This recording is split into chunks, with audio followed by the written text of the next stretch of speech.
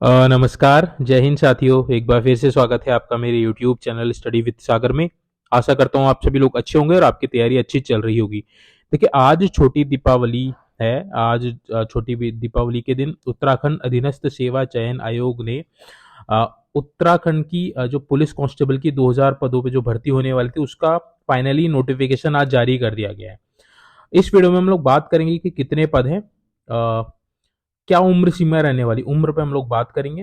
बात करेंगे कि फॉर्म में आपने कैसे भरना है, फिजिकल में क्या क्या होने वाला है। पहले फिजिकल होगा या आपका रिटर्न एग्जामिनेशन होगा, फॉर्म भरने की डेट क्या है, फॉर्म भरने की लास्ट डेट क्या है और एग्जाम कब होगा आपका। तो जितने भी इंपॉर्टेंट और जो जितने भी महत्वपूर्ण बिंदु हैं उन सभी पे हम लोग यहाँ पे चर्चा करने वाले हैं। तो वीडियो को आप एंड तक जरूर देखिएगा। कौन कौन बच्चे इसमें आवेदन कर सकते हैं, सैलरी क्या क्या रहेगी और बाकी जो मेडिकल में क्या क्या होता है, इन सभी पे हम लोग यहाँ पे डिटेल में बात करने वाले हैं। तो देखिए, आज ये 30 अक्टूबर 2024 को आयोग द्वारा यानी कि यूकेएसएससी द्वारा 30 अक्टूबर 2024 को उत्तराखंड पुलिस कांस्टेबल के 2000 पदों पे विज्ञापन जारी कर दिया गया। तो सबसे पहली चीज ये है कि ये जो पेपर है यूके ट्रिपल एससी द्वारा करवाया जाएगा। ठीक है।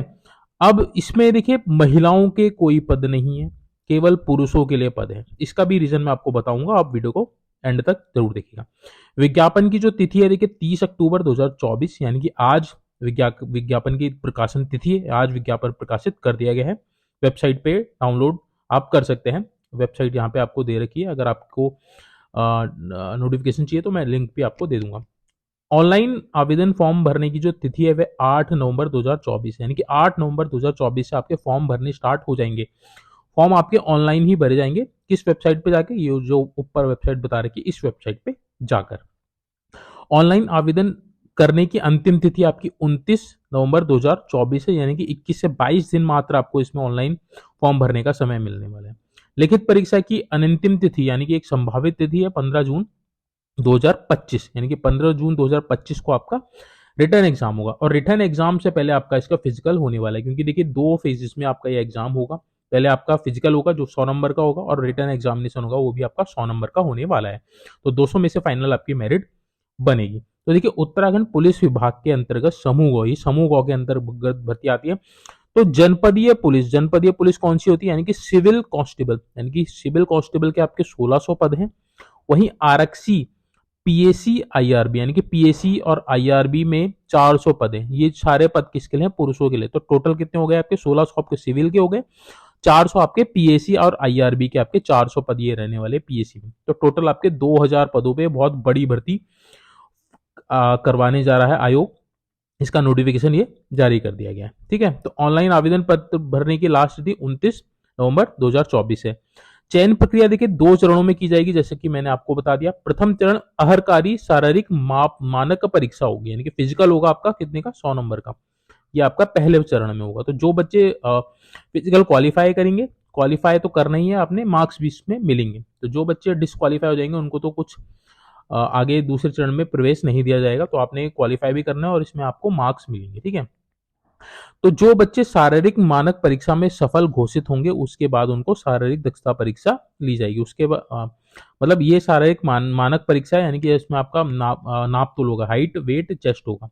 वेट केवल वेट भी नहीं होगा आपका, केवल हाइट होगा और चेस्ट होगा। ठीक है। उसके बाद जो बच्चे नाप तोल में क्वालिफाई करेंगे फिर उनका शारीरिक दक्षता परीक्षा यानी कि आपका फिजिकल होगा। फिजिकल में आपको बताऊंगा कि क्या क्या होने वाला है। तो ये जो फिजिकल क्वालिफाई करेगा उसको वह द्वितीय चरण में जाएगा। द्वितीय चरण में क्या होगा? आपकी लिखित परीक्षा होगी, वो भी आपकी 100 नंबर की होगी। सिलेबस भी मैं आपको बताऊंगा आगे चल के।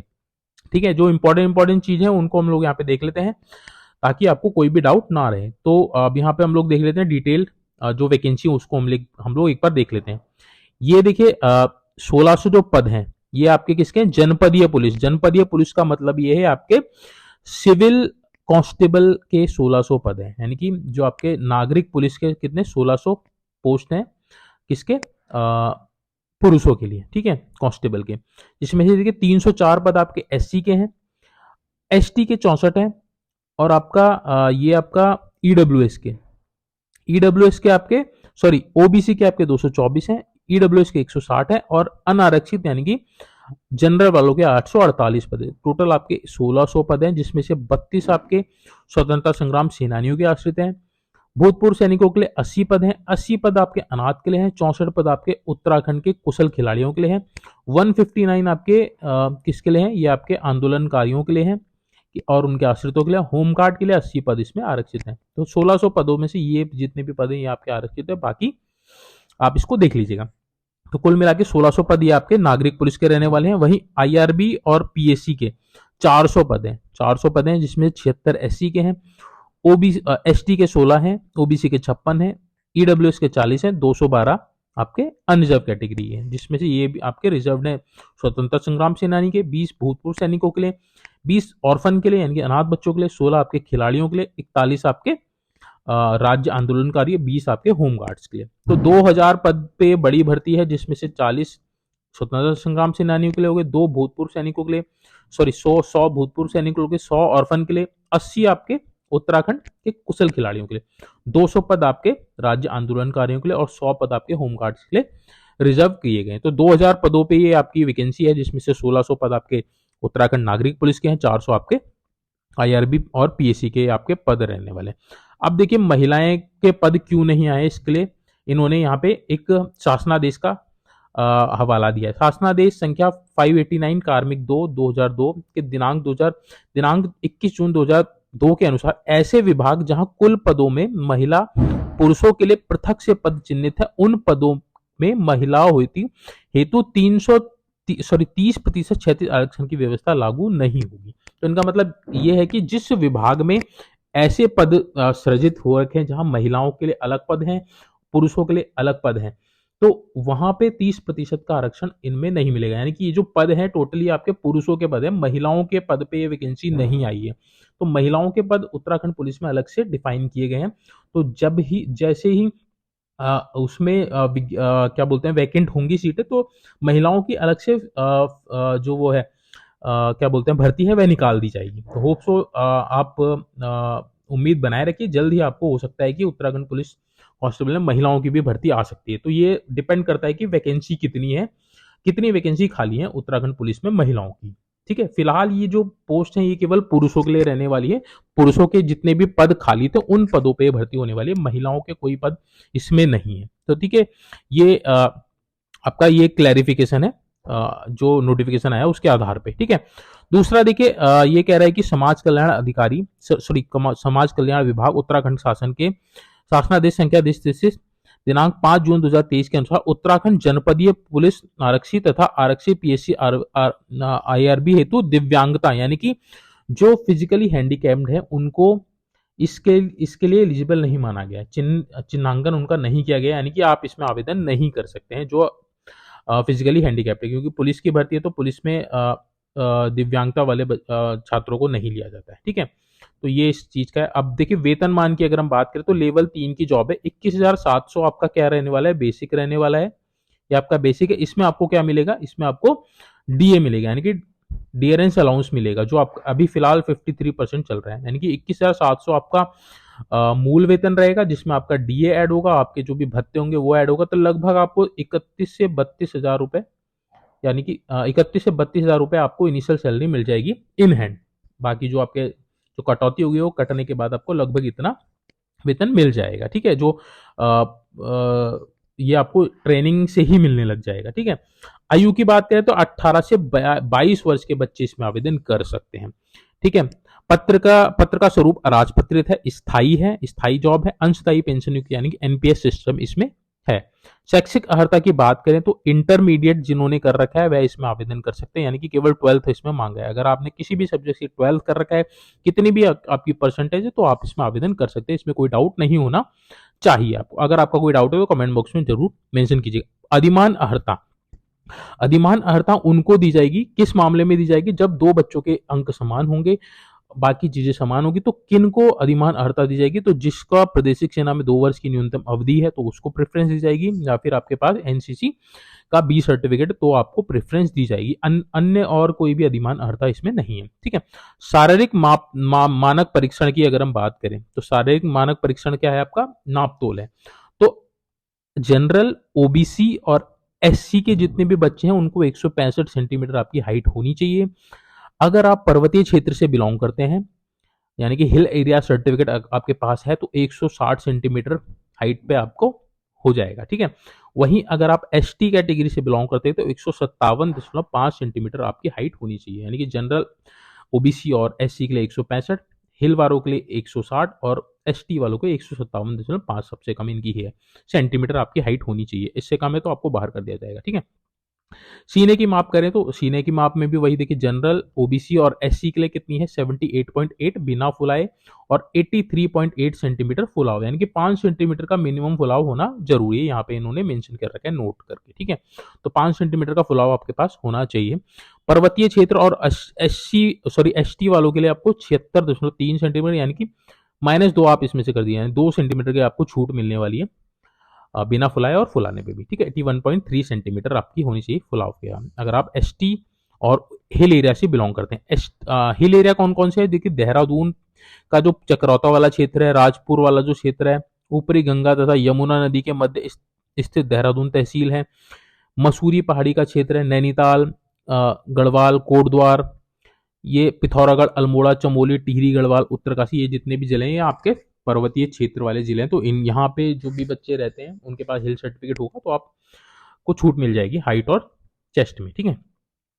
शारीरिक मानक में छूट के लिए अनुमन्यता से संबंधित प्रमाण पत्र, यथाचित एसटी और ओबीसी का आपने प्रमाण पत्र आपके पास होना चाहिए, तभी आपको शारीरिक मानक में छूट मिलेगी। और ये देखिए, जो लास्ट डेट है आपकी फॉर्म भरने की, लास्ट डेट फॉर्म भरने की क्या है, 29 नवंबर है।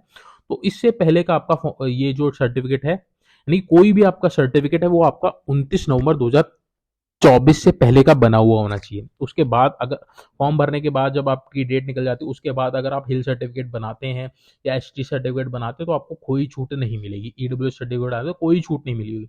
तो फॉर्म भरने की लास्ट डेट से पहले आपका जो भी डॉक्यूमेंट है वो वैलिड होना चाहिए, तभी आपको छूट मिलेगी उसकी। ये आप चीज क्लियर देख लीजिएगा। इसके संबंध में मैंने एक डिटेल वीडियो भी बनाई है, आप उसको भी देख सकते हैं कि क्या क्या आपके डॉक्यूमेंट्स चाहिए, ठीक है।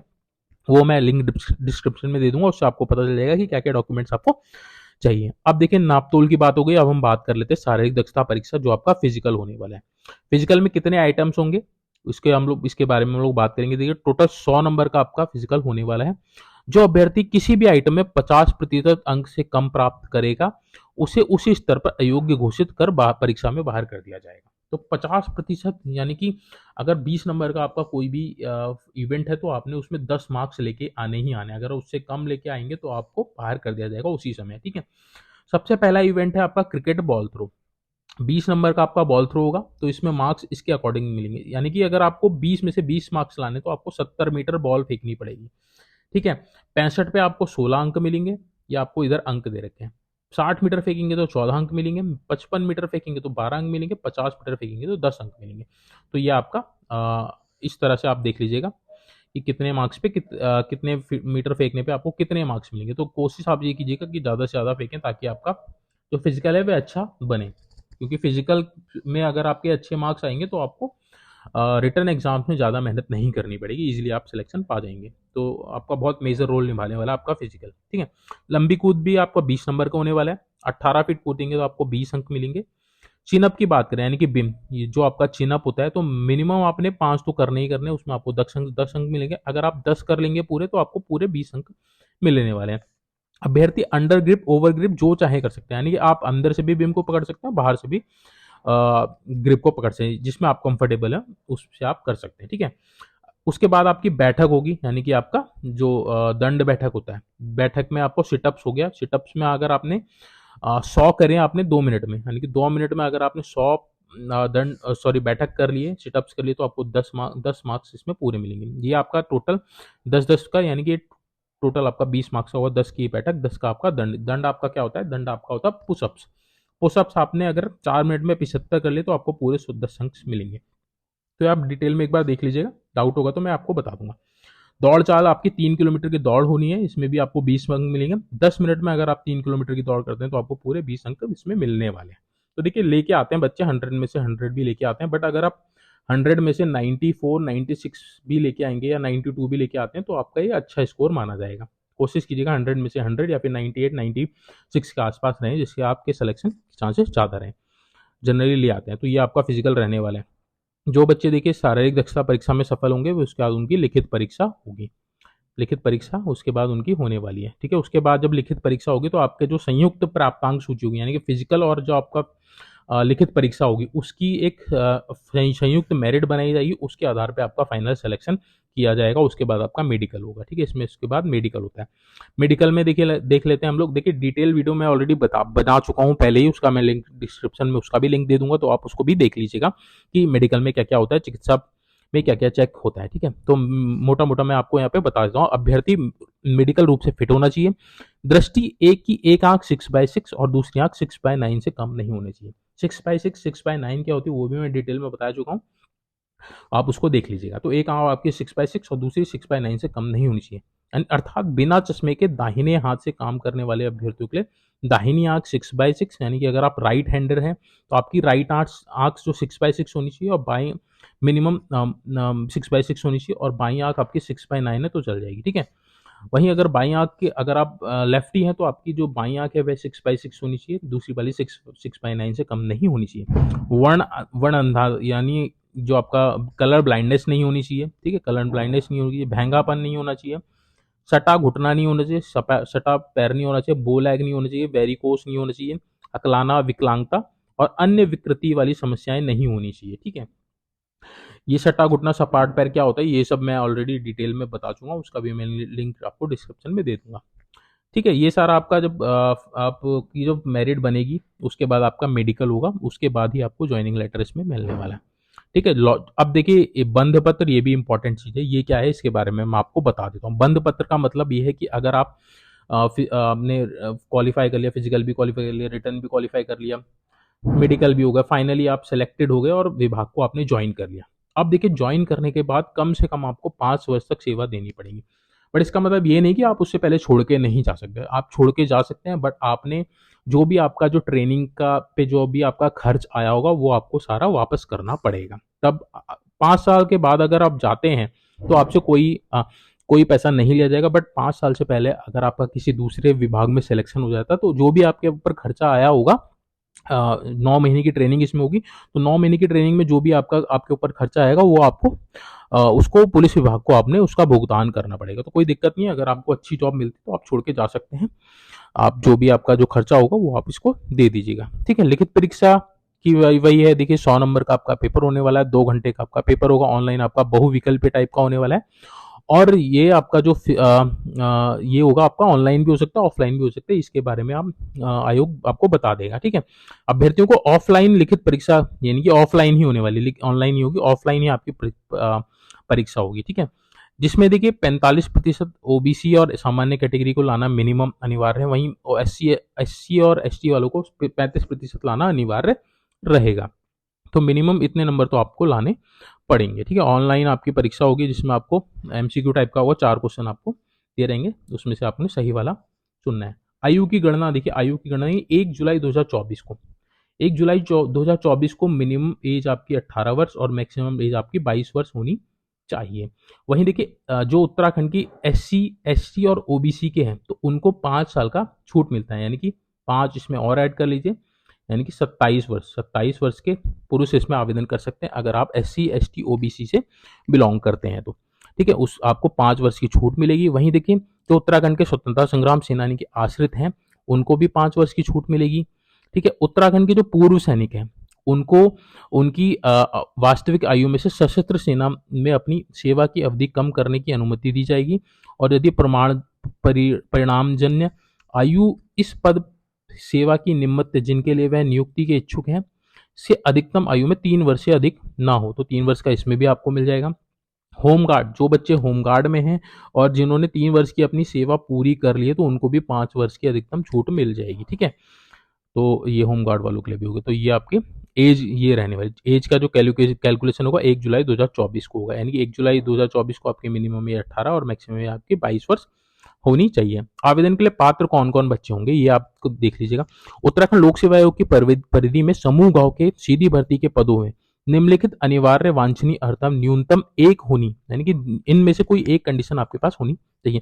अभ्यर्थी उत्तराखंड राज्य में स्थित किसी सेवा आयोजन कार्यालय में आवेदन प्राप्ति के अंतिम तिथि तक पंजीकरण हुआ, यानी कि आपका उत्तराखंड के किसी सेवा आयोजन कार्यालय में जिस जनपद से आप हैं उस जनपद में आपका किसी सेवायोजन कार्यालय में आपका पंजीकरण यानी कि आपका एम्प्लॉयमेंट रजिस्ट्रेशन होना अनिवार्य है। ठीक है।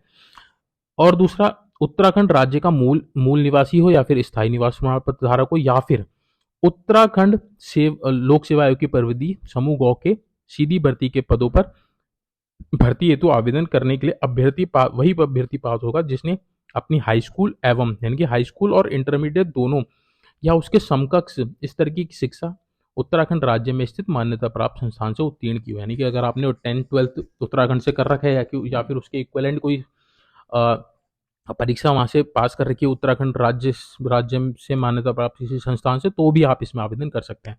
ठीक है। यानी कि आपके पास स्थायी निवास है तो आप आवेदन कर सकते हैं, सेवा आयोजन कार्यालय में आपका नाम है तो आप आवेदन कर सकते हैं, उत्तराखंड से 10th-12th कर रखा है तो भी आप आवेदन कर सकते हैं। इन तीनों में से कोई भी एक आपके पास कंडीशन है तो आप इसमें आवेदन कर सकते हो। वहीं देखिए, ऐसे बच्चे जिनके माता पिता सैनिक अर्धसैनिक बलों में कार्यरत हैं और जिनकी पोस्टिंग उत्तराखंड राज्य के बाहर नहीं हो सकती है, ठीक है, तो वो भी बच्चे इसमें आवेदन कर सकते हैं। या फिर ऐसे ऐसे बच्चे जिनका मूल तो उत्तराखंड में बट वो अपनी आजीविका के लिए कहीं और दिल्ली वगैरह जॉब कर रहे हैं, तो उनके बच्चे भी यहाँ पर आवेदन कर सकते हैं। ठीक है। ये आप इसको देख लीजिएगा एक बार डिटेल में, मैं और आपको बता दूंगा। अगर आपका कोई डाउट होगा तो मेंशन जरूर कर दीजिएगा आप क्वेश्चन उसमें कमेंट बॉक्स में। और ऐसे बच्चे देखिए जो ऑलरेडी सेवा में हैं, ठीक है, सेवायोजित हैं, तो उनको क्या चाहिए होगा, उनके अपने विभाग से क्या चाहिए होगी, एनओसी चाहिए होगी। एनओसी आप ले लीजिएगा अगर आप किसी अदर डिपार्टमेंट में ऑलरेडी जॉब कर रहे हैं। नो ऑब्जेक्शन सर्टिफिकेट आपको चाहिए रहेगा। ठीक है, तो ये आप इसको देख लीजिएगा। बाकी जो इम्पोर्टेंट चीज़ है वो मैंने आपको ऑलमोस्ट बता दी है, पदों का विवरण भी मैंने आपको बता दिया है। बाकी अगर आपका कोई डाउट होगा तो आप ज़रूर देख लीजिएगा। ये आपका देखिए 4% आपका जो कुशल खिलाड़ी है उनको 4% का कोटा दिया गया, यानी कि 80 पद आपके खिलाड़ियों के लिए हैं। ये आप देख लीजिएगा कैटेगरी खिलाड़ियों वाली। ठीक है। अगर आपको कोई डाउट होगा तो मैं बता दूंगा, इसमें कोई दिक्कत वाली बात नहीं। आप एक बार इसको रीड कर लीजिएगा, समझ में नहीं आएगा तो मैं आपको बता दूंगा। टेलीग्राम चैनल आप ज्वाइन कर लीजिएगा, वहाँ पे जो भी आपका डाउट होगा वो मैं आपको क्लियर कर दूंगा। अब देखिए, फीस की अगर हम बात करें तो फीस कितनी कितनी है। जनरल और ओबीसी को 300 रुपये देने हैं, SC ST और EWS को 150 रुपये देने, ऑर्फन यानी कि जो अनाथ बच्चे हैं उनको कोई भी फीस नहीं देनी है यहाँ पे। ठीक है, ये हो गया फीस का। बाकी इसका सिलेबस हम लोग एक बार देख लेते हैं। सिलेबस इसका वही रहने वाला है जो आपका समूह ग का सिलेबस है, तो इसमें कोई दिक्कत वाली बात नहीं है। 20 नंबर की आपकी क्या आएगी, हिंदी आएगी। 20 नंबर की आपकी क्या आने वाली, सामान्य हिंदी आएगी। इसका सिलेबस यहाँ पे दे रखा है, आप इसको देख लीजिएगा। ठीक है। 40 नंबर का आपका क्या आएगा, 40 नंबर का आपका सामान्य ज्ञान आएगा, सामान्य अध्ययन इसमें आने वाला है, यानी कि आपके रीजनिंग आएगी इसमें, और आपका जीएस आएगा इसमें, कंप्यूटर आएगा इसमें, ये आप इसको देख लीजिएगा। बाकी इतिहास भूगोल ये सब आएगा इसमें 40 नंबर में। और 40 नंबर में आपका क्या आने वाला है, 40 नंबर है आपका उत्तराखंड का पेपर आएगा। ठीक है, 40 नंबर में आपका उत्तराखंड से संबंधित विविध जानकारी, यानी कि पेपर का पैटर्न क्या बना, इसको एक बार हम लोग देख लेते हैं। पेपर का पैटर्न ये बना आपका, देखिए 3 पोर्शन आएंगे आपके। 20 नंबर की आपकी क्या आएगी, हिंदी आएगी। 20 नंबर का आएगा 40 नंबर का आपका क्या आएगा, जीएस, और आपका रीजनिंग, आपका कंप्यूटर। 40 नंबर का आपका आएगा उत्तराखंड का जीके। तो ये आपका 100 नंबर का पेपर होगा, 100 नंबर का पेपर, 100 नंबर का आपका फिजिकल, उससे आपकी फाइनल मेरिट इसमें बनने वाली है। तो देखिए, ये थी डिटेल नोटिफिकेशन के जितने भी महत्वपूर्ण बिंदु थे उन पे हम लोगों ने यहाँ पे डिस्कस किया है कि कितने पद हैं। देखिए, बहुत अच्छी भर्ती है, 2000 पदों पे बहुत बड़ी भर्ती है। इतनी बड़ी भर्ती शायद ही पहले उत्तराखंड में आई है, तो बहुत अच्छी अपॉर्चुनिटी है युवाओं के लिए जो उत्तराखंड पुलिस में अपना करियर बनाना चाहते हैं। अच्छी जॉब है और अच्छी सैलरी इसमें मिलेगी, रिस्पेक्टेड जॉब है। ठीक है, और जो कई बच्चों का सपना होता है कि वह अपने देश को, अपने राज्य को सर्व करें एज ए पुलिस, तो आपको ये अपॉर्चुनिटी मिलने जा रही है। तो आप अपनी पूरी कोशिश कीजिएगा, अपना 100% दीजिएगा ताकि आपका सिलेक्शन हो जाए। देखिए, 2000 बच्चे जब भर्ती होंगे तो बहुत लोगों को इसमें रोज़गार मिलने वाला है। तो बहुत अच्छी ये वैकेंसी निकाली गई है उत्तराखंड सरकार द्वारा, उत्तराखंड अधीनस्थ सेवा चयन आयोग द्वारा। तो आप इसमें फॉर्म ज़रूर अप्लाई कीजिएगा अगर आप एलिजिबल हैं तो। अगर आपका कोई डाउट है तो प्लीज़ मैं आपको जो भी डाउट होगा उसको क्लियर करूँगा, चाहे वह यूट्यूब के माध्यम से हो, टेलीग्राम के माध्यम से हो। तो आप जिस भी माध्यम से मुझसे जुड़े हुए हैं तो आप वहाँ पे अपना क्वेश्चन पुट अप कर सकते हैं। मैं कोशिश करूँगा आपका जो भी डाउट होगा उसको क्लियर कर सकूँ। बाकी जो भी हेल्प होगी वो मैं आपको करता रहूँगा समय समय पे। ठीक है, तो आपने अगर चैनल सब्सक्राइब नहीं किया तो आप प्लीज़ चैनल को सब्सक्राइब जरूर कर लीजिएगा ताकि आपको इंपॉर्टेंट अपडेट इन्फॉर्मेशन आपको मिल सके। चलिए, आज की जो इम्पोर्टेंट वीडियो है इसको हम यहीं पे एंड करते हैं। एक बार सभी को दिवाली की शुभकामनाएं। बाकी देखिए दिवाली अ, हो जाएगी, उसके बाद अपनी तैयारी में आप लग जाइए, ठीक है। कंसिस्टेंसी के साथ लगे रहिए, सिलेबस के अकॉर्डिंग पढ़ते रहिए, फिजिकल की तैयारी कीजिए। जैसे ही कोई फिजिकल की अपडेट मिलेगी आपको बता दिया जाएगा। बाकी आप समय से फॉर्म जरूर भर दीजिएगा। Thank you so much watching this video.